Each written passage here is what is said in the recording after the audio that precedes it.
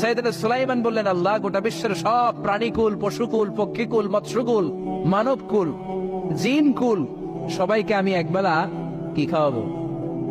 সবাই বলেন, কথা বলেন না। লাঞ্চ খাওয়াবো, দুপুরের খাবার। সবাই বলেন, কি খাওয়াবে? দুপুরের খাবার খাওয়াবো। আল্লাহ বললেন, no, it's not your duty man, it's not your job. Sulaiman, এটা তোমার কাজ না, এটা আমার কাজ, তুমি পারবা না। সাইয়েদনা সুলাইমান বললেন, আল্লাহ, লেট মি ট্রাই, আমার একটু চেষ্টা করতে দেন না। আমার মনে বড় শখ, গোটা বিশ্বের বাদশাহ আমারে বানায় দিলেন, গোটা বিশ্বের প্রেসিডেন্ট করে আপনি আমাকে সিলেক্ট করলেন। আমি যদি একবেলা সবারে মেহমানদারি করাইতে পারতাম, আমার কলিজাটা ঠান্ডা হয়ে যেত। সুলাইমান আলাইহিস সালাম জোরাজুরি করতে শুরু করলেন, আল্লাহ রাজি হয় না, সুলাইমান নবীও ছাড়েন না। পরে সুলাইমান আলাইহিস সালামের জোরাজুরির কারণে আল্লাহ বললেন, ওকে, ট্রাই করে দেখো পারো কিনা।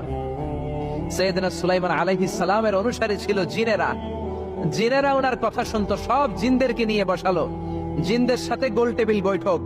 জিনের বাদশারে বলল, জিনের বাদশাহ, আমি গোটা বিশ্বের সব মানুষগুলোকে একদিন দুপুরের খাবার খাওয়াবো। যাও, সাগরের পাড়ে 40 কিলোমিটার জায়গার মধ্যে খাবারের আয়োজন করো। জিনের বাদশা বিশাল বিশাল ডেক পাতিল নিয়ে